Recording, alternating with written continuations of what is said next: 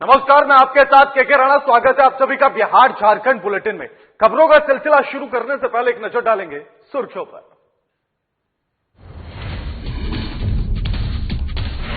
बिहार विधानसभा चुनाव को लेकर राजधानी पटना पहुंचे बीजेपी राष्ट्रीय अध्यक्ष जेपी नड्डा। राष्ट्रीय अध्यक्ष जेपी नड्डा ने की सीएम नीतीश कुमार से मुलाकात। सीटों के बंटवारे को लेकर कई मुद्दों पर हुई चर्चा। बिहार में आत्मनिर्भर बिहार कार्यक्रम का प्रचार रथ रवाना। बीजेपी राष्ट्रीय अध्यक्ष जेपी नड्डा ने किया रवाना। पार्टी कार्यालय से हरी झंडी दिखाकर किया रवाना। झारखंड के सीएम हेमंत सोरेन ने चारा घोटाला में सजा काट रहे लालू यादव से की मुलाकात। सीएम ने इस मुलाकात पर जेडीयू मंत्री नीरज कुमार ने उठाया सवाल। कहा सीएम के इस मुलाकात से लोकतंत्र हुआ शर्मसार। केंद्रीय उड्डयन मंत्री हरदीप सिंह पुरी पहुंचे देवघर। देवघर में निर्मालदीन एयरपोर्ट का किया निरीक्षण। नवंबर के प्रथम सप्ताह में कमर्शियल उड़ानें होंगी शुरू।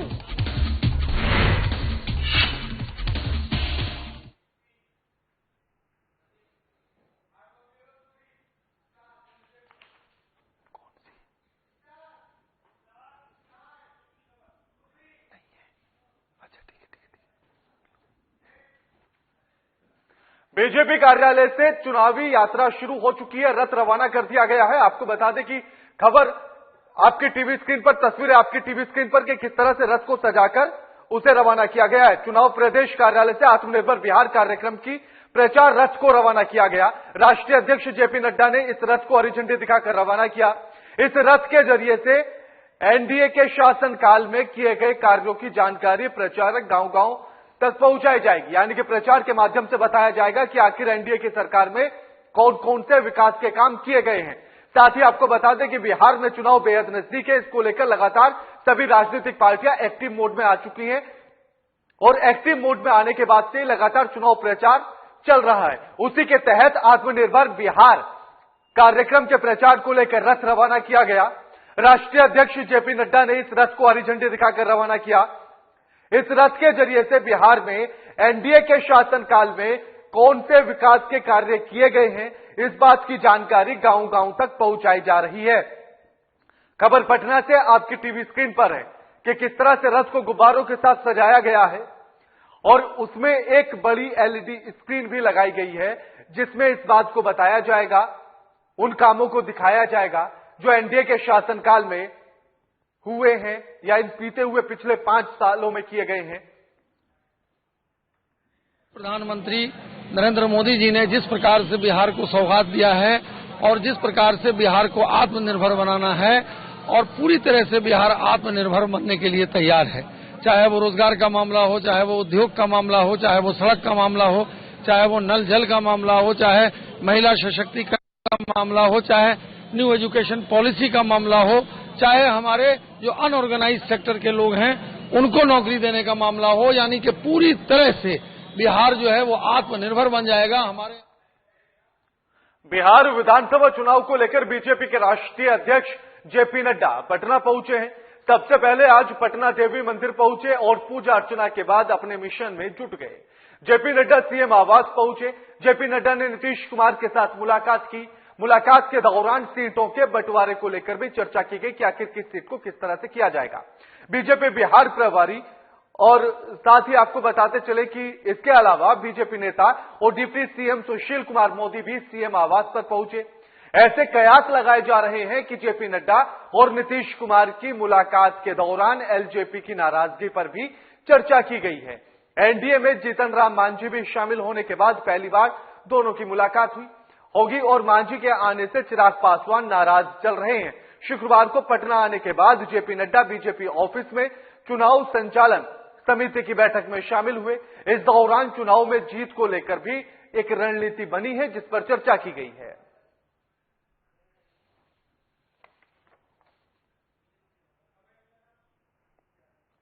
बीजेपी बिहार प्रभारी भूपेंद्र सिंह हुड्डा से आने से पहले भी नीतीश कुमार के आवास पर पहुंचे थे और इसके अलावा बीजेपी नेता और डिप्टी सीएम सुशील कुमार मोदी भी सीएम आवास पर पहुंचे हैं।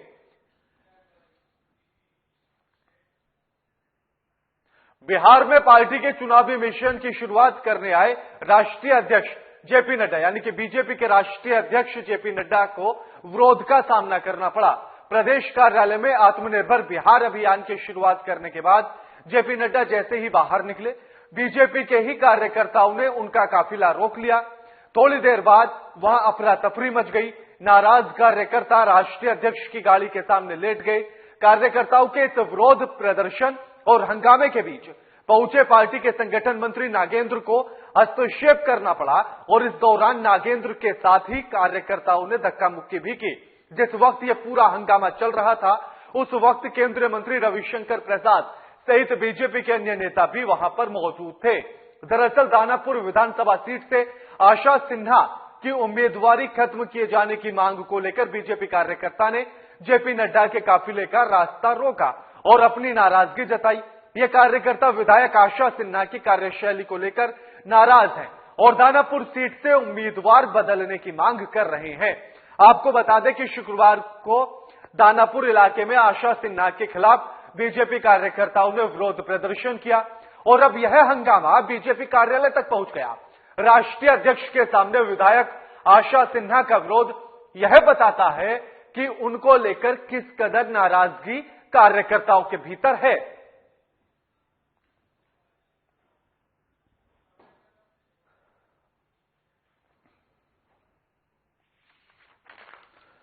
यानी कि बीजेपी के राष्ट्रीय अध्यक्ष पटना पहुंचे हैं और उन्होंने आत्मनिर्भर बिहार के रथ को रवाना किया। जैसे ही उसके बाद वो बाहर निकले, यानी कि जेपी नड्डा बाहर निकले, तो बीजेपी के कार्यकर्ताओं ने उनके काफिले को रोक लिया। काफी देर तक वहां अफरा तफरी होती रही। नाराज कार्यकर्ता राष्ट्रीय अध्यक्ष की गाड़ी के सामने लेट गए।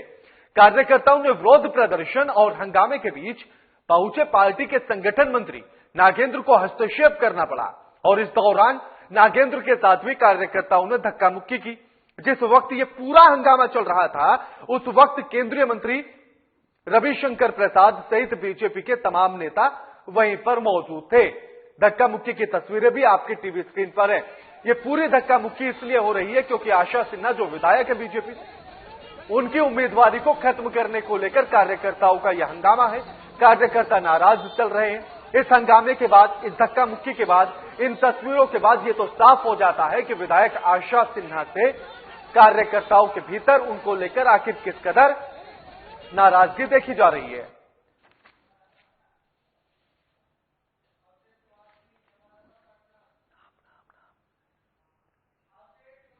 इस खबर पर हमारे साथ हमारे संवाददाता अभिषेक कुमार फोनलाइन पर जुड़ गए। अभिषेक, बीजेपी के कार्यकर्ता ने हंगामा किया, रास्ता रोक लिया राष्ट्रीय अध्यक्ष का, पूरी जानकारी क्या कुछ है और मौजूदा स्थिति क्या कुछ है?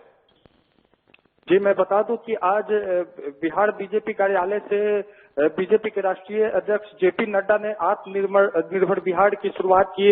हरी झंडी दिखा के उन्होंने रथ को रवाना किया। इस रथ के जरिए जो है भाजपा अपने कार्यों को गिनाएगी, बिहार के कोने कोने में रथ जाएगी। उसी दौरान दानापुर विधानसभा से कुछ भाजपा के कार्यकर्ता वहां आए हुए थे, उन्होंने हंगामा शुरू कर दिया। वो लगातार प्रदर्शन कर रहे थे। उनका कहना था कि जो मौजूदा विधायक हैं भाजपा की आशा सिन्हा, उनको टिकट न दिया जाए क्योंकि वो किसी भी तरह से मतलब वहां के लोगों के लिए कार्य नहीं करती हैं। उनको साफ तौर पे वहां के लोगों का कहना था कि जो वो विधानसभा है दानापुर वैश्य बहुल क्षेत्र है, तो कोई वैश्य उम्मीदवार को ही टिकट मिलना चाहिए। लगातार हंगामा कर रहे थे लेकिन उनकी बातों को कोई नहीं सुन रहा था। अभिषेक, इस दौरान उन्होंने कार्यकर्ताओं ने क्या किया कि जेपी नड्डा की गाड़ी के सामने। अभिषेक, जेपी नड्डा ने सीएम से भी मुलाकात की है, आखिर क्या मुद्दे रहे चर्चा को लेकर? आज सबसे पहले जेपी नड्डा का जो कार्यक्रम था, सबसे पहले वो पटना के पटन देवी मंदिर में गए और पूजा अर्चना की। वहां से उन्होंने आज चुनावी शंखनाद का शुरुआत किया। उसके बाद वो सीधे सीएम आवास पे पहुंचे। इस दौरान उन्होंने मुख्यमंत्री नीतीश कुमार से मुलाकात की। सीएम आवास में उनके साथ मुलाकात के दौरान उप मुख्यमंत्री सुशील मोदी सहित जो प्रदेश अध्यक्ष संजय जायसवाल वो भी मौजूद रहे। ऐसा माना जा रहा है, कयास लगाया जा रहा है कि सीटों को लेके जो तालमेल बैठनी चाहिए दोनों दलों में, जदयू में और बीजेपी में, इसको लेके बातचीत हुई। साथ ही एलजेपी का जो स्टैंड है अभी उसको लेके भी बातचीत हुई। जी बिल्कुल बिल्कुल, शुक्रिया अभिषेक आपका हमारे साथ तमाम बातचीत करने के लिए। एक छोटे से ब्रेक के लिए रुकेंगे, जल्द हाजिर होते हैं।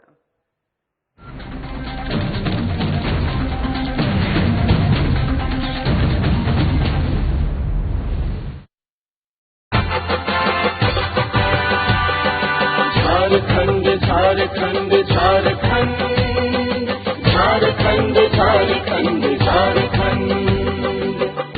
झारखंड का राजकीय वन्य प्राणी हाथी प्राकृतिक संपदा और समृद्धि का प्रतीक, पलाश का फूल प्राकृतिक सौंदर्य और प्रकृति के साथ सह अस्तित्व का प्रतीक, झारखंड का लोक जीवन और संस्कृति झारखंड की विशिष्ट पहचान, चक्राकार विन्यास, हरा रंग और मध्य में राष्ट्रीय प्रतीक चिन्ह अशोक स्तंभ, झारखंड का राज्य चिन्ह।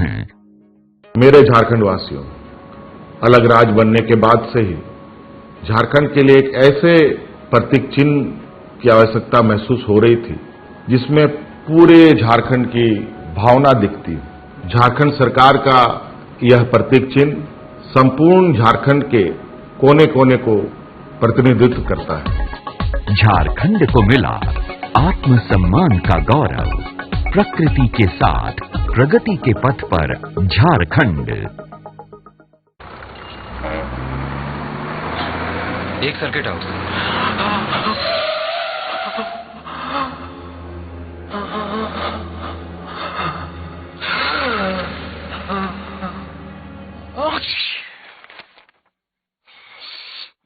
नोवेल कोरोना वायरस बीमारी को फैलने से रोका जा सकता है। खांसते और छींकते वक्त अपने मुंह पर रुमाल और टिश्यू रखकर इसे फैलने से रोक सकते हैं। अपनी सुरक्षा के लिए हमारी मदद करें।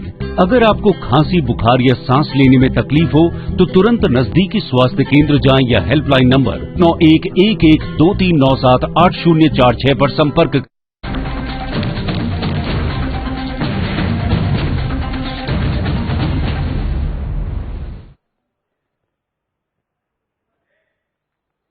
ब्रेक के बाद आप सभी का स्वागत है। झारखंड के सीएम हेमंत सोरेन चारा घोटाला में सजायाफ्ता लालू प्रसाद से मुलाकात करने पहुंचे, लेकिन इस मुलाकात पर जेडीयू नेता और मंत्री नीरज कुमार ने हेमंत सरकार पर या हेमंत पर पलटवार किया है।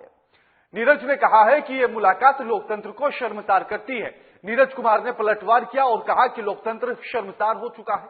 भ्रष्टाचार के महामंडलेश्वर सजायाफ्ता लालू प्रसाद के दरबार में मत्था टेकने के लिए झारखंड सरकार के मुखिया हेमंत सोरेन पहुंचे हैं। नीरज ने कहा है कि हेमंत सोरेन लालू से यही फरियाद कर रहे होंगे कि मुद्दतें हुई हैं, दरस को तेरे दर्शन करने के लिए आया हूं, अब पर्दा जरा उठा लो, जलवा जरा दिखा दो, विनती तुम्हें सुनने आए हैं तेरे दर पे।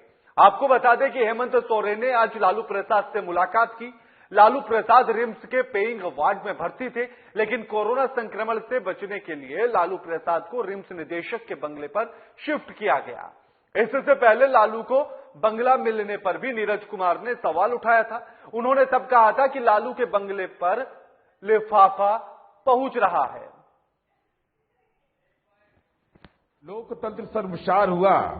भ्रष्टाचार के महामंडलेश्वर, सजा याफ्ता, जेल मैनुअल के उल्लंघन के आदतन आरोपी माननीय लालू प्रसाद के दरबार में मत्था टेकने पहुंचे झारखंड सरकार के मुखिया माननीय हेमंत सोरेन जी। फरियाद ही होगी ना कि मुद्दत हुई, दरस को तेरे दर्शन करने आया हूं, अब पर्दा जरा उठा दो, जलवा जरा दिखा दो, विनती तुम्हें सुनाने आया हूं तेरे दर पर, यही विनती करने गए हैं। केंद्रीय उड्डयन मंत्री हरदीप सिंह पुरी आज देवघर पहुंचे। देवघर में हरदीप सिंह पुरी ने देवघर के निर्माणाधीन एयरपोर्ट का निरीक्षण किया। निरीक्षण के दौरान मंत्री ने अधिकारियों से निर्माणाधीन एयरपोर्ट के कार्य प्रगति के विस्तार से जानकारी लेने के साथ ही टर्मिनल में कार्य कर रहे मजदूरों से भी बातचीत की है। केंद्रीय उड्डयन मंत्री हरदीप सिंह पुरी ने कहा कि नवंबर के प्रथम सप्ताह में कमर्शियल उड़ानें शुरू हो जाएंगी। एयरपोर्ट के आसपास एरोसिटी किया जाएगा और दिसंबर तक बाकी सभी उड़ानें यहां से शुरू कर दी जाएंगी। इस दौरान उन्होंने टर्मिनल परिसर में पौधारोपण भी किया। आपको बता दें कि एयरपोर्ट से विमानों का परिचालन होने देवघर ही नहीं, पूरे संथाल परना की अर्थव्यवस्था में एक नया अध्याय जुड़ जाएगा। यहां रोजगार और उद्योग धंधे भी विकसित होंगे। पिछड़े क्षेत्र को डेवलप करना चाहते हैं और हमारे लिए सबसे बड़ा सौभाग्य ये हुआ कि माननीय हरदीप सिंह पुरी जी जो है सिविल एविएशन के मिनिस्टर बन गए।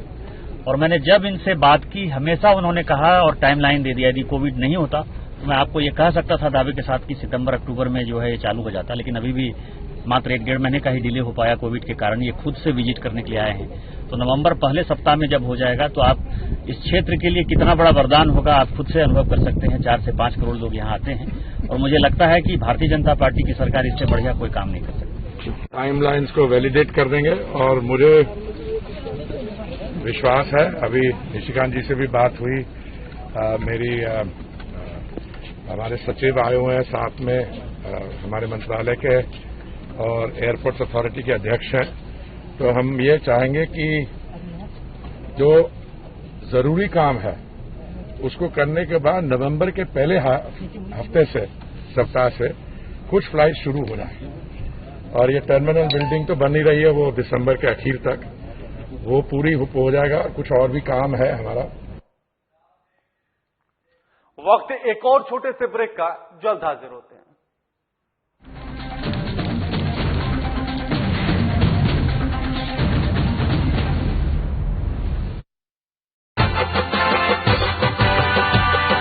झारखंड झारखंड झारखंड झारखंड झारखंड झारखंड झारखंड का राजकीय वन्य प्राणी हाथी प्राकृतिक संपदा और समृद्धि का प्रतीक, पलाश का फूल प्राकृतिक सौंदर्य और प्रकृति के साथ सह अस्तित्व का प्रतीक, झारखंड का लोक जीवन और संस्कृति झारखंड की विशिष्ट पहचान, चक्राकार विन्यास, हरा रंग और मध्य में राष्ट्रीय प्रतीक चिन्ह अशोक स्तंभ, झारखंड का राज्य चिन्ह। मेरे झारखंड वासियों, अलग राज्य बनने के बाद से ही झारखंड के लिए एक ऐसे प्रतीक चिन्ह की आवश्यकता महसूस हो रही थी जिसमें पूरे झारखंड की भावना दिखती। झारखंड सरकार का यह प्रतीक चिन्ह संपूर्ण झारखंड के कोने कोने को प्रतिनिधित्व करता है।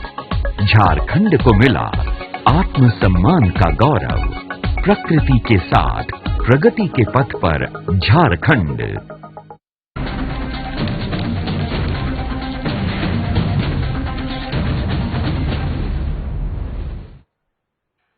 ब्रेक के बाद आप सभी का स्वागत है। हजारीबाग सांसद जयंत सिन्हा की अध्यक्षता में जिला विकास समन्वय एवं मूल्यांकन समिति की बैठक आज सूचना भवन में की गई। बताते चले कि बैठक में सांसद ने समीक्षा करते हुए नगर निगम क्षेत्र में अवस्थित झील को मत्स्य विभाग से नगर निगम को हस्तांतरण, सौंदर्यीकरण व बेहतर रखरखाव के संबंध में उपायुक्त को निर्देशित किया है। साथ ही मत्स्य पालकों के लिए या उनके हितों को ख्याल में रखते हुए ठीक से रखरखाव, सफाई, बिजली की व्यवस्था करने के लिए निर्देशित किया गया। बिजली विभाग की शिकायतें, कार्य प्रणाली के संबंध में अध्यक्ष ने उपायुक्त को कहा कि बिजली विभाग की अलग से समीक्षा कर समाधान के लिए प्रयास करें। पेयजल आपूर्ति में के संबंध में शहरों और ग्रामीण आबादी के लिए निर्मित पानी टंकी को चालू करने, निर्माण कार्यों के दौरान क्षतिग्रस्त पानी पाइपलाइनों को तुरंत ठीक करने, जलापूर्ति सुनिश्चित करने का निर्देश दिया गया है।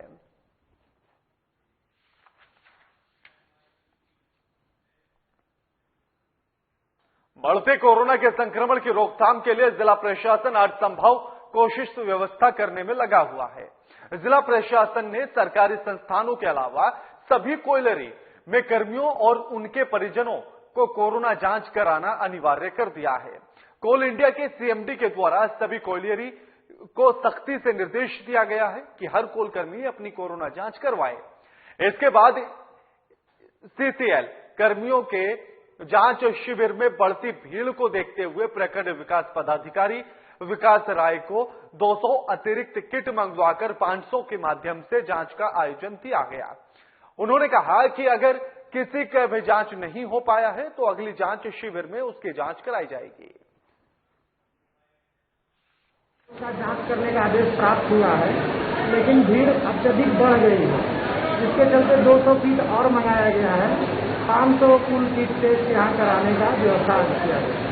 सर देखा जाए तो भीड़ 500 से भी अधिक है, तो क्या फिर कोई अगला तिथि दिया जाएगा जांच के लिए, ऐसा कुछ होगा क्या? निश्चित तौर पर उपायुक्त महोदय से बात करके अगर लोग बच जाते हैं तो फिर उसके आगे देख लेकर और फिर ड्राइव चलाएंगे। सरकारी योजनाओं की खासियत तो यह है कि वो जमीन से ज्यादा कागजों पर दिखती है। ऐसा ही कुछ देखने के लिए मिल रहा है रोहतास जिले के दावथ प्रखंड के वार्ड नंबर 8 में, जहां कई महीनों से जल जमाव की स्थिति बनी हुई है और कई शिकायतों के बाद भी अधिकारी और जनप्रतिनिधि इस पर कोई पहल करने के लिए तैयार नहीं है। वहीं मुख्यमंत्री नीतीश कुमार के द्वारा पूरे बिहार में 7 निश्चय योजना के अंतर्गत नल जल योजना का उद्घाटन किया गया, लेकिन उद्घाटन सिर्फ वीडियो कॉन्फ्रेंसिंग तक ही सीमित रह गया। ग्रामीण और जनप्रतिनिधियों के द्वारा अंचलाधिकारी के पास गुहार लगाई गई, लेकिन अभी तक इस समस्या का समाधान निकला ही नहीं है।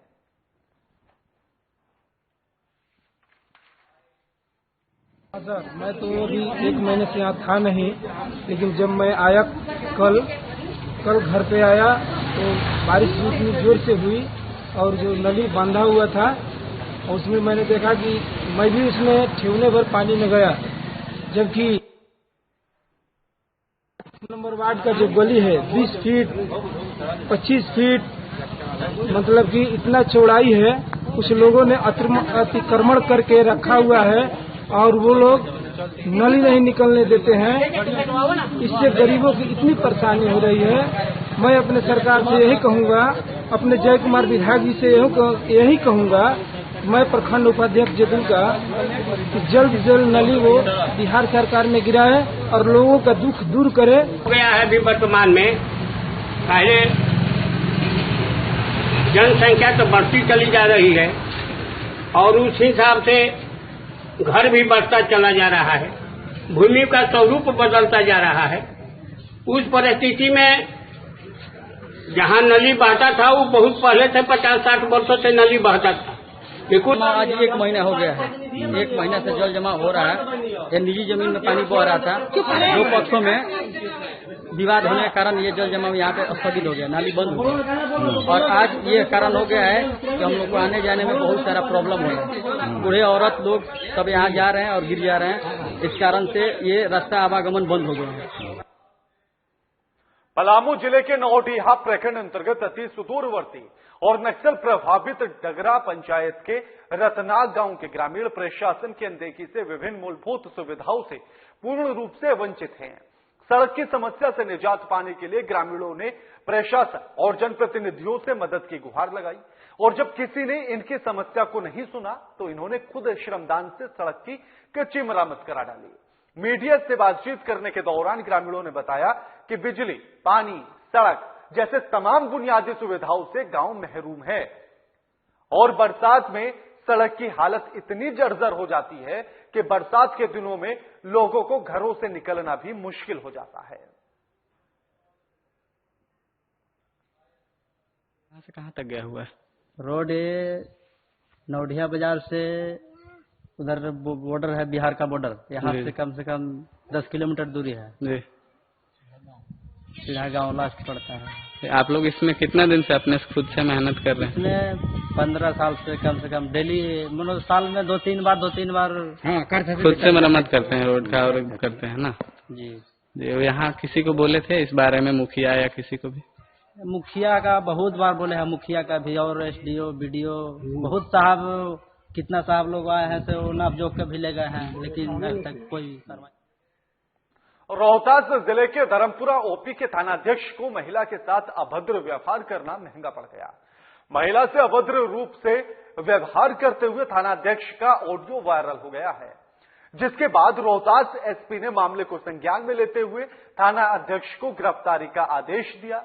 मामला जिले के संझौली थाना क्षेत्र का है, जहां किसी केस के सिलसिले में महिला धर्मपुरा OP थानाध्यक्ष कामेश्वर नारायण यादव से बातचीत कर रही थी, लेकिन थाना अध्यक्ष ने मदद के बदले में महिला से फोन पर ही अभद्र व्यवहार करना शुरू कर दिया, जिसका ऑडियो वायरल होने के बाद थाना अध्यक्ष पर कार्रवाई हुई और उसे गिरफ्तार कर लिया गया। थाना अध्यक्ष की गिरफ्तारी की पुष्टि करते हुए विक्रमगंज के DSP राजकुमार ने बताया कि वायरल ऑडियो के आधार पर संझौली पुलिस के द्वारा धर्मपुरा थाना अध्यक्ष को गिरफ्तार किया गया है। तेज यादव कमिश्नर नरेंद्र यादव संझौली थाना में के प्रभारी थानाध्यक्ष थे और एक केस हुई थी किले गांव का दो पक्ष के बीच में। उसमें एक महिला अधीक्षक थी। उस महिला अधीक्षक को लाभ पहुंचाने एवं गिरफ्तार नहीं करने का प्रलोभन देकर के दबाव देकर के उस महिला के साथ वो शारीरिक संपर्क बनाना चाहते थे और फोन पर विभिन्न प्रकार का अश्लील बातें एवं शारीरिक शोषण एवं संपर्क करने के लिए उन्होंने बातचीत किया, जिसका उस महिला द्वारा ऑडियो बना लिया गया और वो ऑडियो वायरल हुई। इस वायरल वीडियो के आधार पर हम लोगों ने सत्यापन किया। सत्यापन में बात सही पाई गई, उनको लगाया गया आरोप प्रमाणित हुआ और इसी आधार पर उनकी गिरफ्तारी हुई और पुलिस अधीक्षक महोदय रोहतास के द्वारा उन्हें निलंबित भी कर दिया गया और गिरफ्तारी करने के बाद हमें जो विधिक कार्रवाई होती है न्यायिक जांच उनको हम जेल भेज रहे हैं। गुमला पुलिस ने गुप्त सूचना के आधार पर अवैध रूप से गांजा बेचने के आरोप में 2 महिला सहित 4 लोगों को गिरफ्तार कर जेल भेज दिया है। इस संबंध में अनुमंडल पुलिस पदाधिकारी मनीष चंद्रलाल ने कहा है कि गुप्त सूचना के आधार पर सिरसी थाना क्षेत्र के प्रेमनगर बस्ती में छापेमारी की गई, जिसमें अवैध गांजे के साथ ही 2 महिला और 2 पुरुष को गिरफ्तार किया गया। एसडीपीओ ने कहा कि अनुज साहा के घर में छापेमारी की गई, जिसमें 3 किलो अखबार में लिपटा हुआ गांजा के 25 पीस चिलम बरामद हुए हैं। इसके साथ ही मोबाइल भी पुलिस ने जब्त कर लिया है। अनुज साहा की पत्नी अनीता देवी और आनंद कुमार से पूछताछ गांजा बेचने एवं पिलाने की बात स्वीकार कर ली गई है। छापेमारी दल के मुख्य रूप से एसडीपीओ मनीष चंद्रलाल, थाना प्रभारी एसएन मंडल सहित अन्य पुलिसकर्मी शामिल थे। दिनांक 10/9/20 की संध्या में वसीम अंसारी नाम के व्यक्ति थाना पे आए और थाना प्रभारी को बोले कि उनका एक लड़का है अनस अंसारी जो गांजे का लत पकड़ा हुआ है और बीमार है, उसको लाख समझाने के बाद भी वो नहीं छोड़ रहा है। गांजा जो बेचता है उसकी सूचना उसको हम पकड़वा देंगे, जिस पर थाना प्रभारी सनहा दर्ज करते हुए आवश्यक कार्रवाई हेतु वरीय पदाधिकारी पुलिस अधीक्षक महोदय गुमला, अनुमंडल पुलिस पदाधिकारी गुमला को सूचना दिए। पुलिस अधीक्षक महोदय के आदेशानुसार मैं थाना आया और हमारे साथ एक टीम गठन की, जिसमें थाना प्रभारी, थाना प्रतिनियुक्त पीएसआई अभिनव कुमार, नीरज कुमार और सब इंस्पेक्टर महिला चौकीदार को साथ लेकर ग्राम सिसई थाना के अंतर्गत ग्राम प्रेमनगर में पहुंचे, जहां पर सूचना के आधार पर। बुलेटिन में फिलहाल इतना ही। नमस्कार।